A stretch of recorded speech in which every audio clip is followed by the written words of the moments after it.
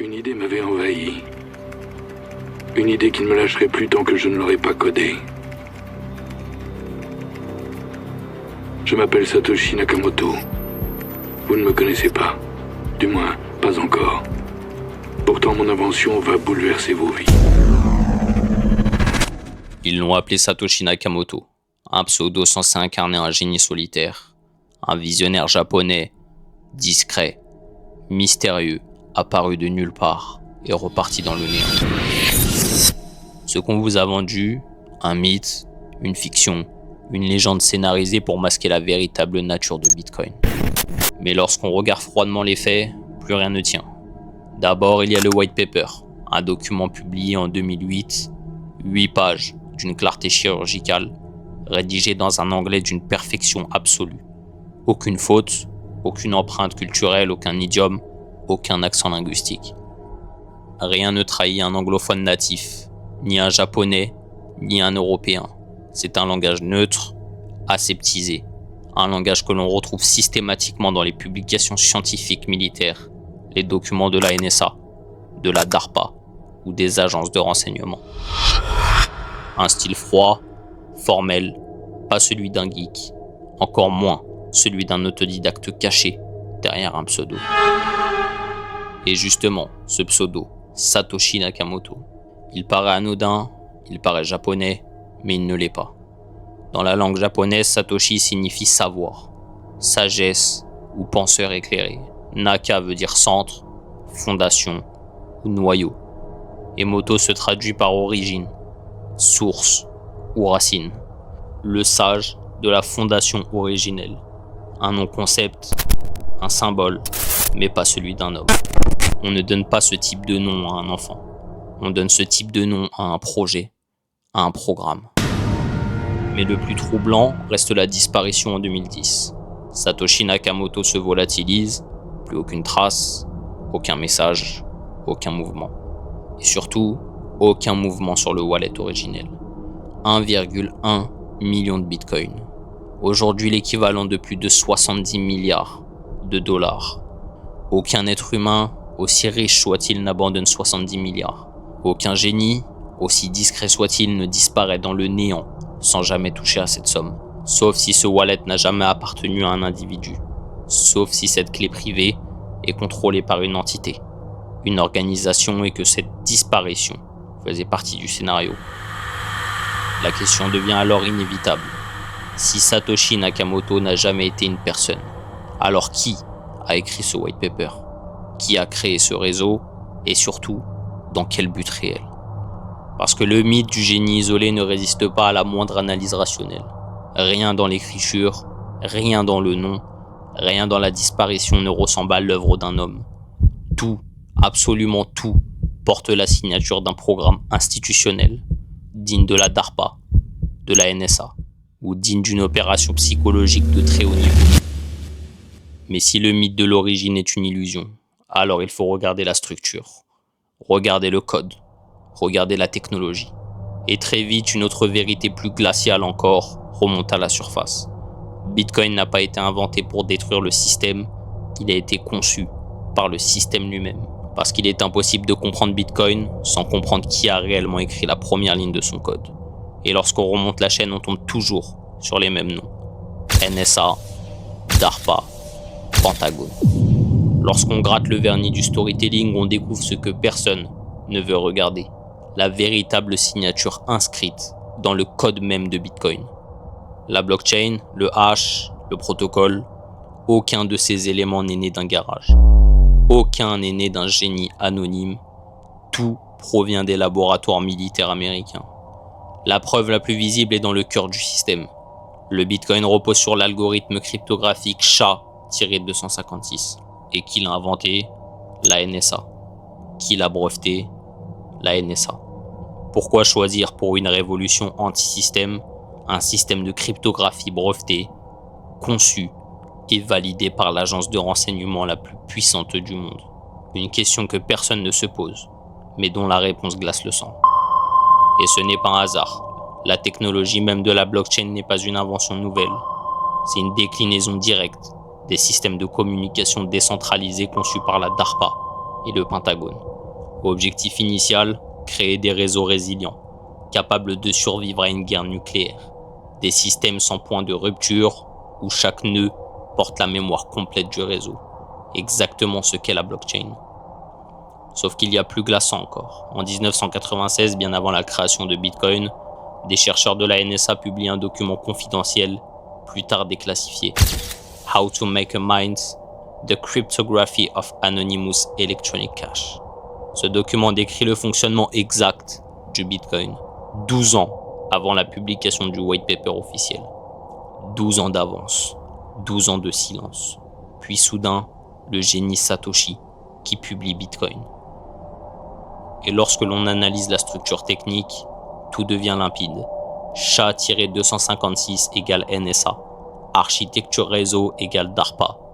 Résidence cryptographique égale Pentagone. La blockchain n'est pas née pour libérer l'individu. Elle a été conçue comme le système de surveillance parfait. Un registre public, inaltérable, visible par tous et surtout, historisé pour l'éternité. Ce que la NSA rêvait de faire avec les téléphones, ils l'ont appliqué à la monnaie. Chaque transaction, chaque mouvement, chaque tentative d'évasion est gravée pour toujours. Et la question devient alors vertigineuse. Est-ce une révolution monétaire ou est-ce la plus grande opération de domestication numérique de l'histoire? Parce que si la blockchain n'a jamais été pensée pour émanciper, alors il faut regarder la suite. Qui contrôle, comment et dans quel but final? Depuis plus de 10 ans, on leur a répété un mantra hypnotique. Bitcoin, c'est décentralisé. 3 mots, 3 syllabes qui ont suffi à anesthésier des millions de cerveaux. Mais derrière cette façade, une mécanique beaucoup plus froide, beaucoup plus cynique se dévoile. La première faille, la centralisation du hash rate. Officiellement, Bitcoin repose sur un principe simple. Plus il y a de mineurs, plus le réseau est sécurisé. Mais la réalité est brutale. 95% de la puissance de calcul mondiale est contrôlée par seulement 5 pools de mining. Autrement dit, 5 entités privées détiennent la clé du réseau. Si ces 5 pools se mettent d'accord, ils peuvent à tout moment bloquer les transactions, censurer des mouvements, modifier l'ordre des blocs et même falsifier l'historique. C'est la définition même d'un cartel. Pire encore, pendant des années, plus de la moitié de la puissance de calcul était concentrée en Chine. Résultat, un réseau présenté comme anti-système, qui fonctionnait sous la surveillance directe d'un État totalitaire. Un simple décret chinois a suffi pour faire effondrer temporairement le hash rate mondial. Preuve que ce système n'a rien de résilient. La deuxième faille, la dictature technocratique du code. On leur a fait croire qu'il existe une communauté open source qui prend collectivement les décisions. Une démocratie du code. Mensonge. En réalité, une poignée de développeurs principaux contrôlent entièrement le protocole. Ils décident des mises à jour, des règles du jeu, des priorités techniques, et ces développeurs ne sont pas des inconnus. Ils sont tous liés à Lemit, financé en grande partie par le Pentagone. Blockstream, société adossée à des fonds américains et à des investisseurs institutionnels directement connectés à Wall Street. L'illusion d'une gouvernance collective masque en réalité une dictature technocratique. La troisième faille, la dépendance aux infrastructures physiques. Bitcoin n'existe pas dans le vide. Il dépend d'infrastructures très concrètes, de l'électricité, des fournisseurs d'accès Internet, des serveurs hébergés, des centres de données localisés. Coupez l'électricité, coupez Internet, interdisez l'hébergement cloud, et le réseau s'effondre en quelques heures. C'est ce qu'a prouvé la Chine. Interdiction massive du mining, hash rate divisé, réseau paralysé. La quatrième faille, les exchanges centralisés. Le vrai nœud du système. 100% des flux passent directement ou indirectement par les plateformes centralisées. Binance, Coinbase, Kraken, Bitfinex, Bybit. Ces exchanges sont régulés, supervisés et entièrement sous contrôle des États, des banques centrales et des agences de renseignement. Ils peuvent geler les fonds, bloquer les retraits, tracer les adresses et fournir les données aux autorités sur simple demande. La promesse d'une finance sans tiers de confiance est un mensonge. Les tiers de confiance n'ont pas disparu, ils ont simplement changé de forme. Le récit de la décentralisation n'a jamais existé, le réseau est tenu par un cartel d'opérateurs de mining, le code est dirigé par une oligarchie technocratique, l'accès au marché est verrouillé par des plateformes centralisées et la survie du système dépend des infrastructures physiques des États. Bitcoin n'est pas un système de liberté, c'est un système de dépendance. Et la question devient alors glaçante. Pourquoi avoir fait croire à un système décentralisé quand il repose entièrement sur des points de contrôle identifiables, localisables et destructibles? Peut-être parce que le vrai but n'a jamais été de libérer, mais d'habituer. Parce qu'une fois qu'on a démonté l'illusion technique, il faut regarder la finalité. À quoi sert réellement ce système et à qui bénéficie-t-il? Et c'est là que le piège se referme. Depuis le début, on leur a vendu la blockchain comme le Graal de la liberté numérique. Un système décentralisé, transparent, immuable, hors de portée des banques, des États et de toute forme de contrôle. Mais derrière ces mots hypnotiques se cache en réalité l'outil de surveillance le plus sophistiqué jamais conçu par l'être humain. Une vérité trop simple pour être comprise. Chaque transaction est publique, chaque transfert est enregistré, chaque mouvement est historisé pour l'éternité. Contrairement au cash, qui ne laisse zéro trace, ou même au virement bancaire classique, dont les données sont cloisonnées entre banques et pays, le réseau Bitcoin est une archive publique permanente. Chaque wallet, chaque entrée, chaque sortie, chaque montant, rien ne disparaît, rien ne s'efface et rien ne s'oublie. Une traçabilité parfaite, irréversible et totale. La blockchain n'a pas été conçue pour t'émanciper, elle a été conçue pour te cartographier. Et c'est exactement ce que font des entreprises comme Chainalysis, CipherTrace, Elliptic et TRM Labs. Des sociétés directement financées par le FBI, la DEA, le département de la justice américain et les agences de renseignement européennes. Leur mission, cartographier le réseau Bitcoin, identifier chaque wallet, associer chaque adresse à une identité réelle, décrypter les flux, les patterns et les comportements. Et tu sais ce qui est glaçant? Non seulement c'est possible, mais c'est déjà fait. Les données de la blockchain sont revendues au gouvernement, aux agences de renseignement, aux banques, aux plateformes de compliance. Le moindre BTC déplacé est traqué. Le moindre swap, la moindre vente OTC. Ce réseau est devenu ce que la NSA a toujours rêvé de construire. Un livre comptable mondial, public, transparent et accessible à vie. Bitcoin n'a pas cassé le système bancaire, il a simplement externalisé la surveillance. Quand tu payes en cash, personne ne le sait. Quand tu fais un virement bancaire, seul ton banquier le sait. Et quand tu payes en Bitcoin, tout le monde le sait. Plus besoin de mandat, plus besoin de perquisition, plus besoin d'autorisation judiciaire. Tout est inscrit, publiquement, à vie. Et ce n'est pas un bug, c'est la fonction principale. Les promoteurs du Bitcoin te disent que c'est transparent pour la sécurité. La réalité, c'est que cette transparence n'a jamais été destinée à protéger les individus. Elle a été conçue pour rendre chaque individu totalement visible, totalement prévisible, totalement cartographiable. Le rêve ultime des agences de renseignement, supprimer l'anonymat économique. La blockchain, c'est la fin du cash, la fin de l'oubli, la fin de l'ombre. Un réseau où tes erreurs, tes achats, tes ventes, tes transferts resteront visibles. Non pas 5 ans, non pas 10 ans, mais jusqu'à la fin de l'histoire humaine. Et si tu crois que ça s'arrête là, regarde ce qui est déjà dans la boucle. En 2023, la CIA a lancé officiellement son propre projet blockchain, public, documenté. Le FBI est l'un des plus gros détenteurs de Bitcoin au monde, suite aux saisies judiciaires de Silk Road, entre autres. Et pendant qu'on t'explique que Bitcoin est un outil de liberté, Wall Street obtient la validation des ETF Bitcoin Spot. Autrement dit, Bitcoin est désormais un actif financier pleinement intégré au marché régulé. La blockchain est le prototype parfait des monnaies de surveillance. Ce n'est pas un accident, ce n'est pas une dérive, c'est l'ossature même du projet. Habituer les masses à abandonner le cash, habituer les masses à accepter la transparence permanente et habituer les masses à être traçables, auditées, scannées et contrôlées. Et c'est là que tout s'éclaire. Bitcoin n'est pas un projet anti-système, c'est la répartition générale des monnaies numériques des banques centrales. Les CBDC, ce qui viendra après, sera infiniment pire. Et maintenant que le décor est posé, une dernière question reste suspendue. Si ce n'est pas un projet anti-système, alors à qui appartient réellement Bitcoin? Qui détient le pouvoir économique, politique et financier derrière le réseau? Et la réponse est aussi glaçante que simple. Si le Bitcoin avait réellement été une menace pour l'ordre financier mondial, il aurait été éradiqué dès son émergence.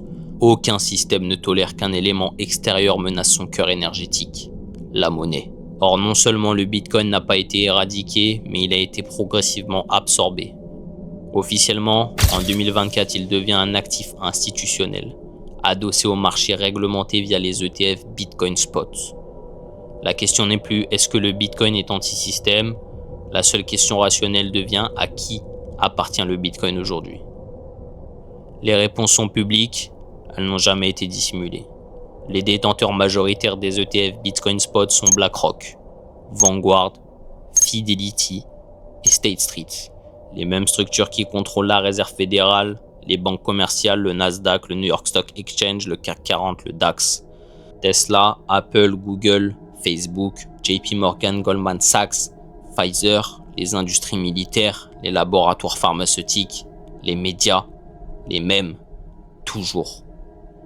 La boucle est mathématiquement parfaite. Les institutions qui émettent le dollar sont les mêmes qui possèdent désormais l'alternative du dollar. L'actif censé détruire leur pouvoir est inscrit dans leur bilan comptable. Et la logique est limpide. BlackRock détient des parts de Vanguard, Vanguard détient des parts de BlackRock, et les deux possèdent tout. Ce que l'on nomme marché libre n'est qu'un réseau de propriétés croisées, verrouillé juridiquement par une architecture opaque de holding, de trust, de fondations tous conçus pour une seule finalité, être juridiquement introuvable. Ce modèle n'a rien d'une théorie, il est vérifiable sur des registres boursiers, sur les bases de données publiques. Ils détiennent absolument tout, des banques centrales aux entreprises de défense, des plateformes d'exchange crypto, jusqu'aux ETF Bitcoin eux-mêmes. Le Bitcoin est devenu ce qu'il n'a jamais cessé d'être, un produit financier structuré, entièrement absorbé par l'empire financier global. Et pour ceux qui se raccrochent encore à l'illusion d'un Bitcoin résistant, pourquoi le FBI est-il aujourd'hui l'un des plus gros détenteurs de Bitcoin au monde? Pourquoi la CIA a-t-elle lancé en 2023 son propre projet blockchain, ouvertement et publiquement? Et pourquoi le Bitcoin est-il le seul actif prétendument anti-système dont la cotation a été validée par Wall Street? Simple, parce qu'il n'a jamais été anti-système. La structure est totale. Le cartel bancaire possède la réserve fédérale. La réserve fédérale émet le dollar. Le narratif du Bitcoin a été orchestré pour paraître extérieur au système. Et pourtant, il est aujourd'hui détenu par les mêmes qui possèdent la Fed, les banques, les marchés, les plateformes crypto et même l'infrastructure numérique globale. Et posez maintenant la question finale, celle qui annule tous les espoirs naïfs. Pourquoi ceux qui contrôlent l'émission monétaire mondiale détiendraient-ils un actif censé détruire leur propre pouvoir? La réponse est mathématiquement indiscutable, parce que cet actif leur a toujours appartenu. Ce qui a été présenté comme une rupture en 2008 était en réalité un transfert de contrôle. Bitcoin n'a jamais été un outil d'émancipation, c'est une répétition générale, la préparation psychologique mondiale à l'arrivée des CBDC.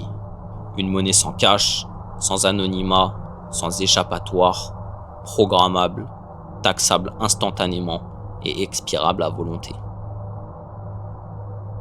La blockchain n'a jamais été un outil de liberté, c'est une base de données de surveillance parfaite, inaltérable, publique et permanente. Chaque transaction devient une empreinte numérique éternelle. Chaque mouvement alimente un graphique, chaque graphique nourrit un algorithme. Et cet algorithme ne te sert pas, il te classe, il te profile, il te modélise et il t'anticipe.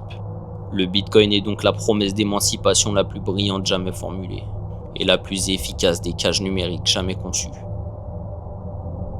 Tout ce qui vient d'être dit n'est pas une spéculation, ce sont des faits, documentés, audités et vérifiables. Reste maintenant qu'une seule question. Non plus qu'est-ce que le Bitcoin, mais qu'est-ce que cela implique pour la suite.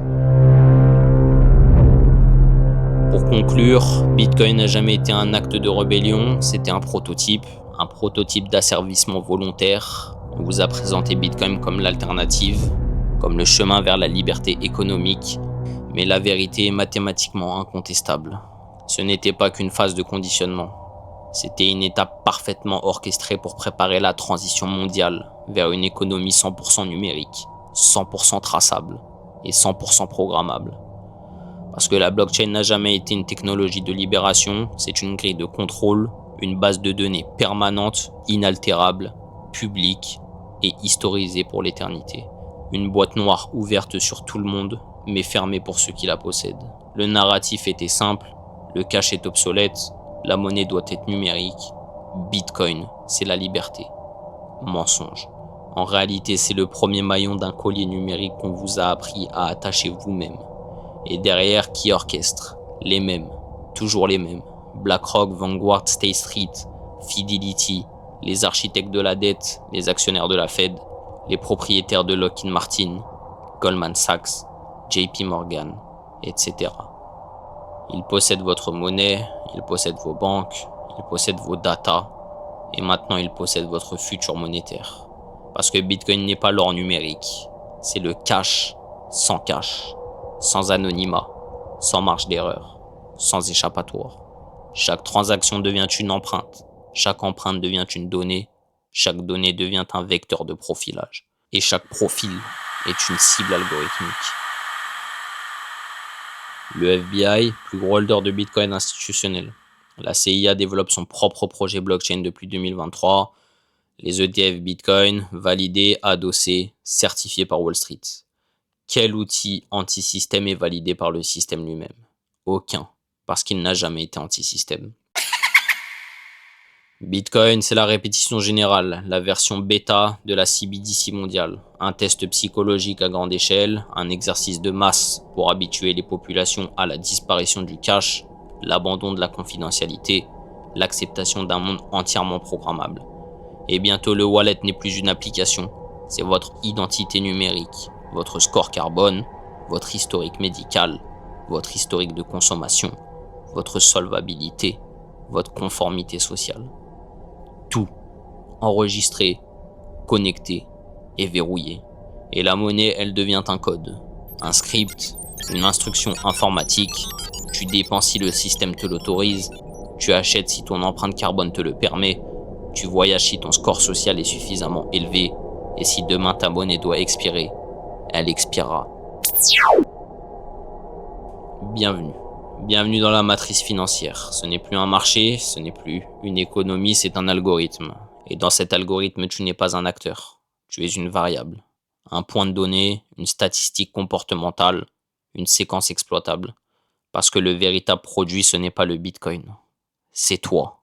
Tu pensais t'être libéré des banques, tu n'as fait que rentrer dans la forme évoluée de la banque. Plus besoin d'agence, plus besoin de conseiller, juste un graphique, un smart contract et une autorisation de l'algorithme. Bitcoin n'a jamais été la clé de la liberté, c'était le manuel d'instruction de ta propre cage. Bienvenue dans Black Protocol. Ici, on ne croit pas aux promesses, on ne subit pas les narratifs, on dissèque la structure, on frappe le noyau et on ne laisse aucune illusion debout.